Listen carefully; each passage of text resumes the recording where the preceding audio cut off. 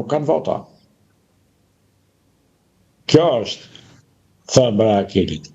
Avokat, jeni dakord me... Nuk kanë vota. Po, jeni dakord me zotin Topi i cili thotë që Partia Demokratike ka mbaruar misionin e saj dhe s'ka më çfarë jep në politikën shqiptare? Partitë e mëdha nuk e mbarojnë misionin asnjëherë.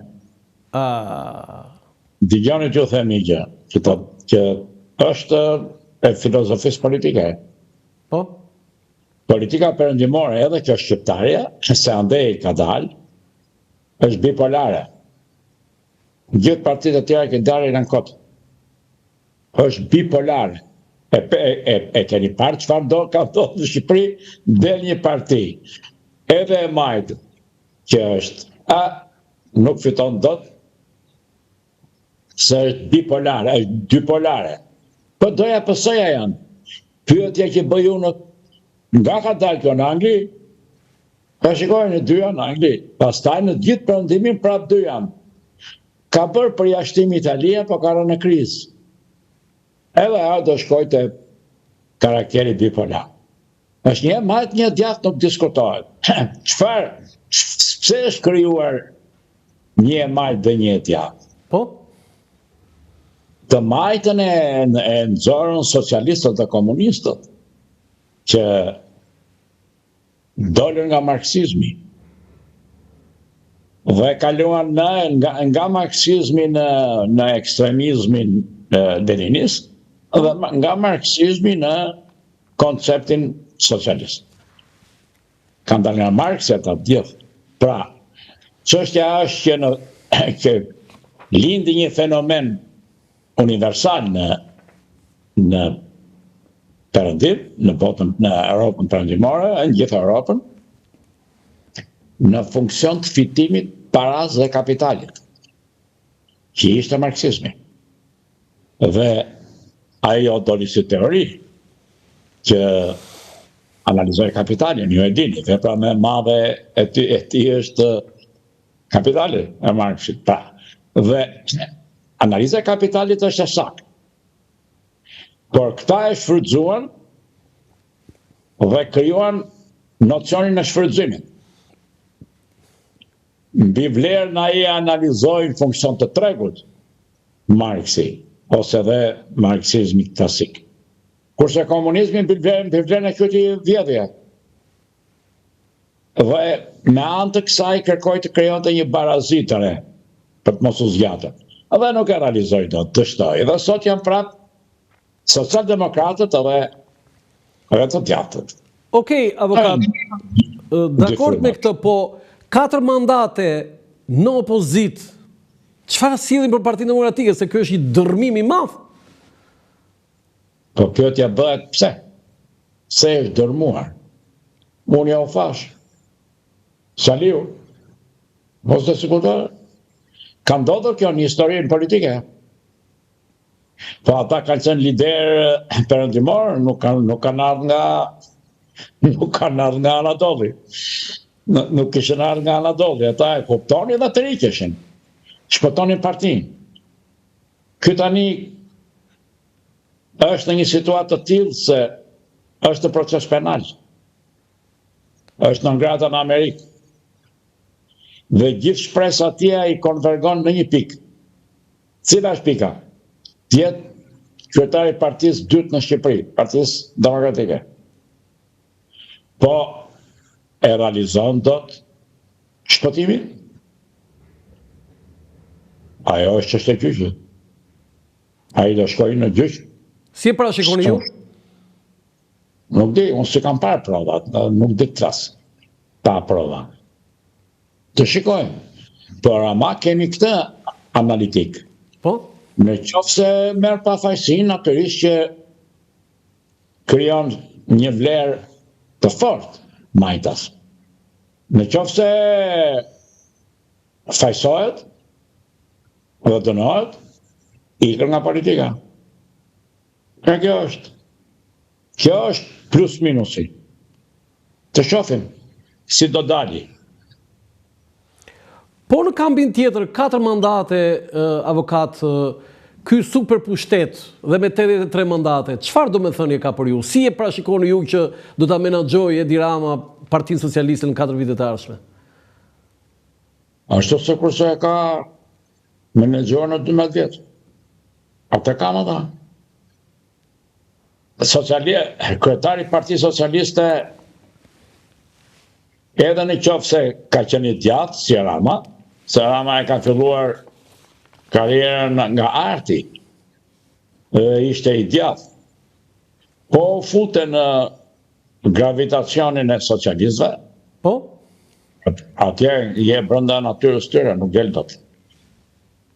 Edhe Rama i është nënshtruar, ka karizmën e tij në politikë, po tani ka krijuar fluksin e tij. Se nuk është gjë e thjeshtë.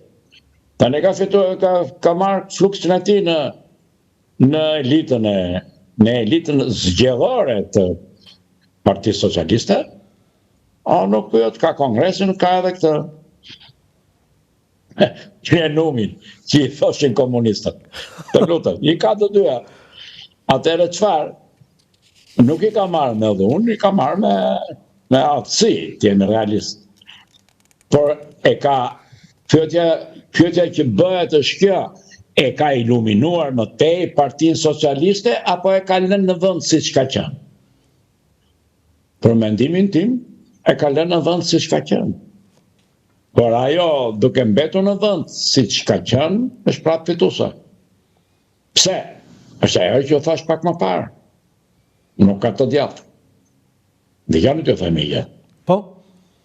Ishte nonsens, alogjik, që një komunist ekstremist të drejtonte të djathtën liberale në Shqipëri.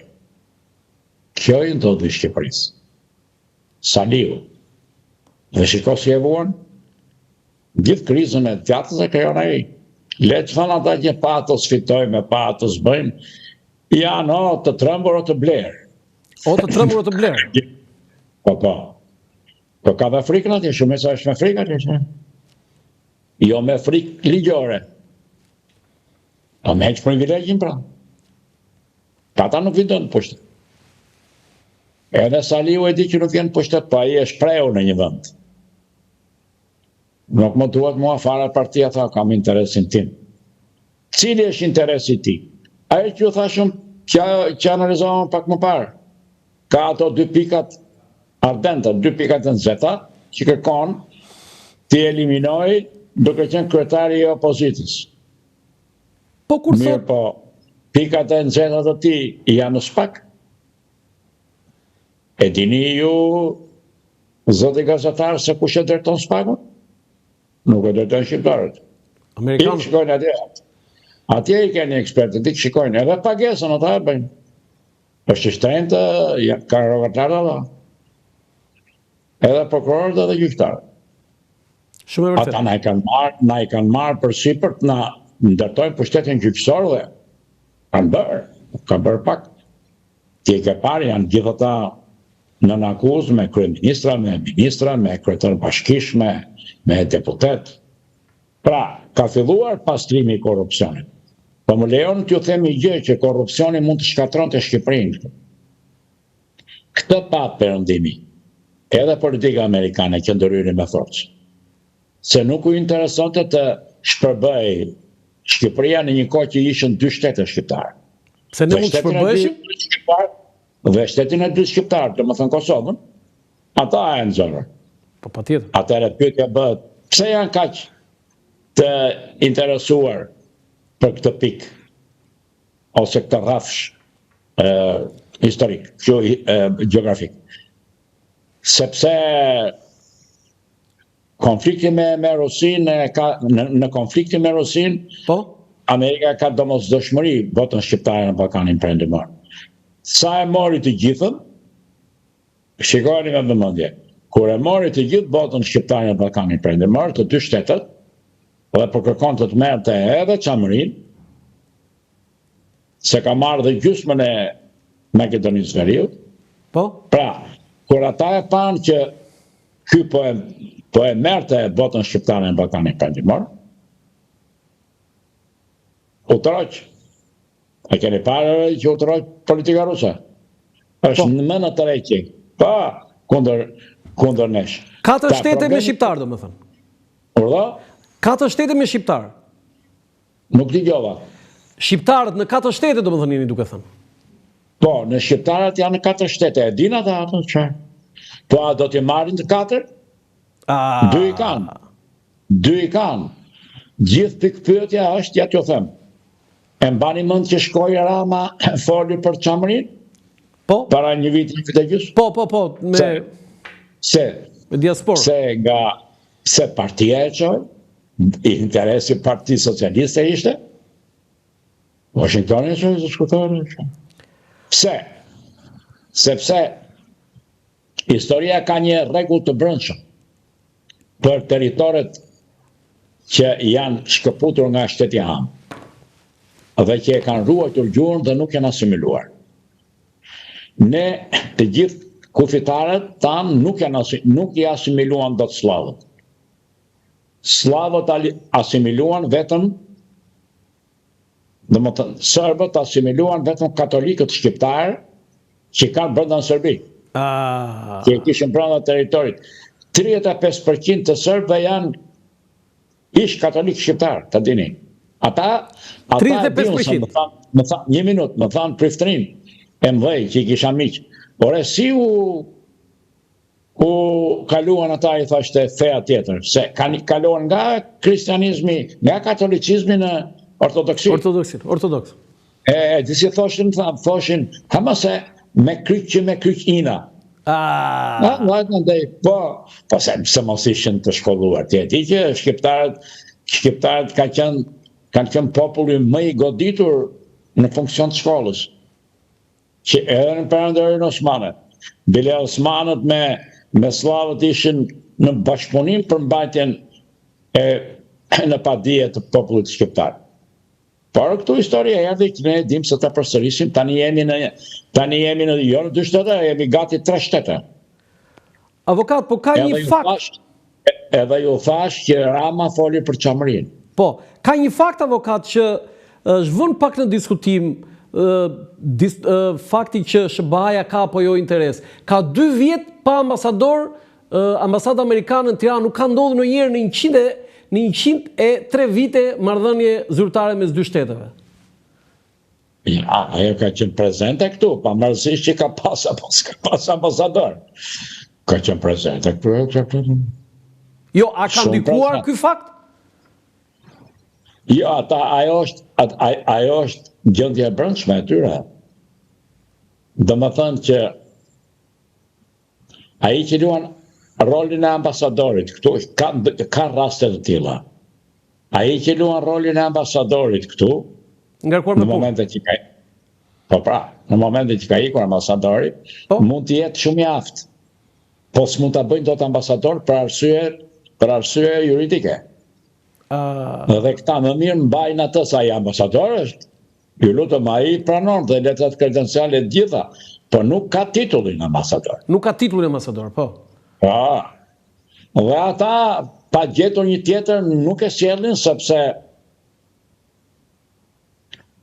këtu është bota shqiptare, sidomos Kosova është domosdoshmëri për ta. Megjithatë, avokat Nancy Valhorn, që është e ngarkuara me punë e ambasadës, nuk ka qenë aq aktive, fjala vjen sa e ngarkuara tjetër Leila Mosisuani, nëse ju kujtohet, ajo ishte edhe pse nuk kishte titullin e ambasador, shkonte në SPAK vet, shkonte në konferencat gjyqësore, bënte deklarata. Atëre, në rregull, po do të jemi korrekt me kohën. Po? Atëre ishte periudha e marrjes së tyre. Këtë drejt. Po pra, natyrisht ishte aktiv. Tani ata i kanë marrë ato, jo vetëm po shpëtuar në Shqipërinë, të jemi realist. Morën dhe pavarësinë e Kosovës, pse ne e morëm. Natyrisht që UÇK-ja kishte vlerën e vet. Ai ishte fakti që mbështeti aksionin. Bombardua Beogradi gjatë, ti e di. Po, ku ishte forca? ku ishte ajo... Amerika? Jo, ku ishte justifikimi juridik dhe historik? UÇK-ja. UÇK-ja. Po mos ishte UÇK-ja asgjë. Nuk hynte Amerika. Atëre përderisa ata kaluan në ekstremizëm, se UÇK-ja i çojnë në ekstremizëm, dhe ata ranë në shkelje në terrorizëm, ju e dini. Po. Edhe Amerika s'mund të lejonte terrorizëm në një shtet, në një shoqëri që e kishte të vetën. E kishte simpatizantin e vet. Dhe kur goditi Clinton, ju e dini, goditi terrorizmin, ju e dini. U vranë gjithë ata. Mbas asaj vrasjes së madhe në Raqaq, ku që ajo? Masakra. S'u kujton mirë. Atëre foti bombardimin e. Dhe është me bukur që vetëm me bombardim me mori. Nuk çoj trupa. E para luft, e para betej pa trupa toksor. Pa trupa. Vetëm me bombardim ishte genialitet në kuptimin jo të letërsisë, jo të artit, por të artit ushtarak. Domethënë, e kishin studiuar mirë Wesley Clark. Psikologjinë, e kishin studiuar mirë psikologjinë serbe në funksion të asaj force. Dëgjoni t'ju themi gjë. Po, patjetër. Psikologjia e një shteti ose të një qeverie është normale në momentet kur është qetësi. Në momentet kur vjen historia e luftës, ndryshon psikika. Por ndryshoj psikika i ka në krizë. Ashtu ranë ata. Një shoqërie nuk i ndron psikika nga paqja në luftë, vetëm anglosaksonëve. Pse? Kanë fituar eksperiencë qindra vjeçare me koloninë në këto, ju e dini, për konstasiatë. Po. Avokat, kam i pyetje të tillë që me ngacmuat me të UÇK-s, kur dëgjuat që u hoqën ato banerat edhe flamujt të UÇK-s nga stadiumi gjatë ndeshjet me Serbinë, ç'a ndjet? Patët një reagim në vetvete? Ja, ishte politik. Ishte politik? Ishte politik se UÇK-ja ishte, shiko, në konceptin perëndimor, një ndeshje futbolli është strukturë pakësore. Nuk është strukturë lufte. Edhe ata i dëgjuan, ta do t'i kemë thënë. Ekspertiza amerikane ka thënë hiqini UÇK-n, se ne jemi kundër UÇK-s, pa ajo është manifestim pakësor, popullor, edhe ata i hoqën. Më kuptohet? Si që luftat e që. Ata e konceptuan betejen futbolistike luft me armë. Ishte nxitim. Shumë e bukur kjo. Avokat, kemi një për nga kozgjatja, renditja e kryeministrave të Shqipërisë në 103 vite shtet, 13 vite shtet, kemi Mehmet Çeu 27 vjet e 3 muaj, Edi Rama 12 vjet plus 4, 16, Enver Hoxha 9 vjet e 9 muaj, Adil Çaçani 9 vjet e 1 vit, Sali Berisha 8 vjet. Cili është komendi juaj për këto shifra? Ndodhin. Por gjatë kanë kaluar, do të themi pse e kemi këtë arsye. Arsyeja nuk është moderne. Pse e kemi këtë arsye? Sepse demokracia si koncept liberal nuk e ka mundur pushtetin si koncept individual të psikikës për pushtet të individit. Nuk e kam poshtur akoma me këtë tregon kjo. Dhe këtu është dobësia. Jo pse vajti ka gjatë, po në këtë luftë ne ende nuk e kemi, ne ende forca e pushtetit nuk e ka, domethënë forca e ligjit nuk e ka zbutur forcën e pushtetit. Domethënë forca e demokracisë nuk e ka zbutur forcën e pushtetit politik. Pushteti politik në një demokraci ndron një herë në 4 vjet. Në Amerikë ke parë si e kanë bërë një herë në 8 vjet. Pse që të mos ndodhte kjo? Kjo është shumë e rrezikshme. Jo në kuptimin e rrezikut të një epidemie, Po? Po në kuptim të zhvillimit kombëtar. Nuk e lejon, anglosaksonët e ka më parë dhe prandaj vonë 8 vjet. Pse Rama ka do më shumë pushtet? Ka psikike më që ka. Vullnet i brendshëm. Vullnet i brendshëm zotrin politik, domethënë pushtet vjen nga psikika. E ka psikologjike këtë. Djallë dhe mije, është dëshira për pushtet, vjen nga patologjia. Pastaj ligji, demokracia, parlamenti ja ka hequr atë karakterin e sëmur patologjik. E ka brenda paksa patologjin dhe në perëndim, por nuk e dominon. Po në Shqipëri e dominon patologjia. Dhe më thënë dëshira për pushtet. Si do futet në histori Edi Rama, avokat? Varet se nga optika e historisë, kjo dhe analizoj. Nuk mund të flasim tot para kohe. Janë 4 ose 5 parametra të rëndësishëm që analizon historia në konceptin politik të zhvillimit të një vendi. Po? Mbasi analizojnë ato të 5-ta, shikohet edhe ingredienti kryesor. Sa ka qenë përqindja e zhvillimit? Nga tregu të arsimi. 2 janë tregu dhe arsimi lartë. Edhe i mesëm të kuptojnë. Këto 2 janë. I ke këto. Nuk të mposhtë tot njeri. Në tregun e kemi dobët. Arsimi ka qenë i mirë dhe soi krizë.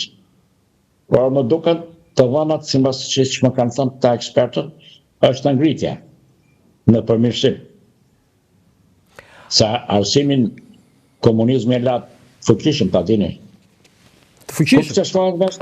Ku kishte shkollat mesmetore? 2 gjimnaze kishte Shqipëria.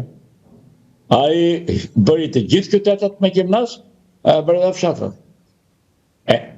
Masivisoi arsimin e mes. Po, pastaj krijoi dhe karakterin e masivizimit të arsimit lartë. Sot arsimi lartë është i masivizuar. Ka universitete në disa qytete, ju e dini. Por ai e nisi. Pse nuk është merita e Partisë Punës? Ishte doktrina e tyre. Ai është marksizmi. E kishin në doktrinë dhe nuk e lëvizin do zbatonin doktrinën. Doktrina socialiste që doli nga kapitali i Marksit, po? Donte barazin ndaj, nuk shkoi në barazin që bëri komunizmi. Po kërkoi barazin ndaj oportuniteteve. A më kupton? Në treg. Të gjithë janë barabartë, po tregu i kontrolluar. Domethënë që ti nuk spekulon në treg, por tregun e lën lirë. Ai që kishte aftësi më tregtare ose industrialiste, u bëri miliarder. Por ama i dha zhvillim shoqërisë. Po në Shqipëri ne ende nuk i kemi. Ka pasjaset.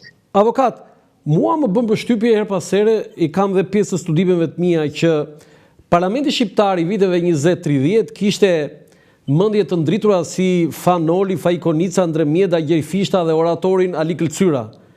Parlamenti mbas 90-s, me raste, po themi sporadike, ka pasur disa orator, duke përmendur dhe ju. Parlamenti kujt? Parlamenti mbas 90-s, ka pasur disa orator, ku përmend ju, zotin Blushi, po edhe doj të tjerë, po sporadik. Tani, si ka mundësi avokat që kemi këtë disnivel në 100 vjet histori parlamentarizëm?